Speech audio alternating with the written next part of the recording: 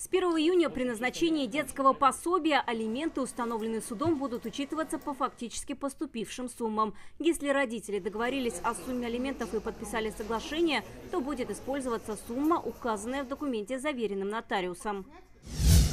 Еще одно нововведение касается детей. Со 2 июня изменится форма медицинской справки о здоровье ребенка, уезжающего в детский лагерь. В документе необходимо указывать перенесенные инфекционные и неинфекционные заболевания, операции, травмы, аллергические реакции, медицинскую группу для занятий физкультурой. Рассчитывать на прибавку к пенсии с 1 июня могут две категории граждан. Те, кому в июне исполнится 80 лет, и жители с первой группы инвалидности. В обоих случаях производится фиксированная выплата к имеющейся пенсии. Ответственность ресурсоснабжающих организаций за предоставление некачественных услуг усилят. Речь, например, идет об отключении света и тепла зимой или о подаче грязной воды.